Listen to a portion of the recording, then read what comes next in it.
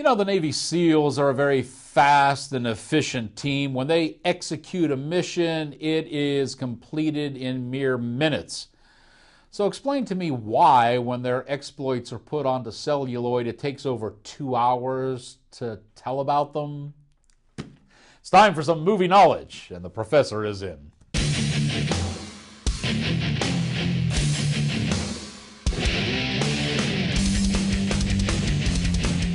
Captain Phillips is very, very similar to Zero Dark 30. Remember that one? Everybody wants to see the Navy SEALs in action, but they have to wait through over 2 hours of buildup before they get to see all the fun. Simply put, this latest Tom Hanks vehicle is just too long. We stay locked down until help arrives. No one comes out until you hear the non-duress password from me, which is supper time.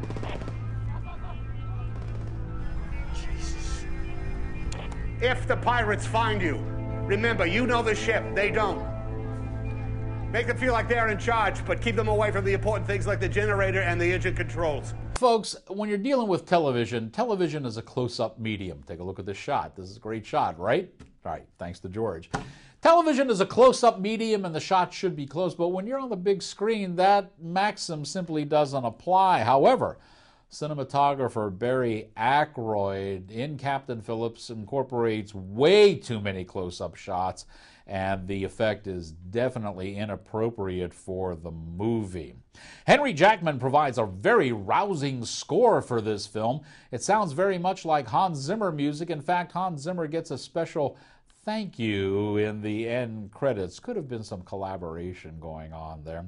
And editor Christopher Rouse is left uncontrolled, and as a result, there's about 60 minutes of this movie which is kept in it and should have been placed on the editing room floor. UKMTO. Operations? Receiving. This is Mask, Alabama. Our position is 2 degrees 2 north by 49 degrees 19 east. Our course is 180, our speed is 17 knots.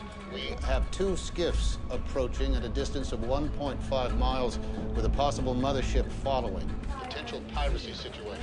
After reading Navy SEAL accounts of this encounter, the screenwriter can be criticized a little bit for not providing enough background story here as to why the U.S., for example, was so intent on making an example of this case and good old Captain Phillips. It's explained in those accounts, but it's not put in the movie because they want to play the emotional angle a little bit. And actually, that emotional angle does pay off in the end, because the concluding scene when Captain Phillips is brought into sickbay, showing the aftermath of the ordeal, masterstroke. This is a very, very powerful scene.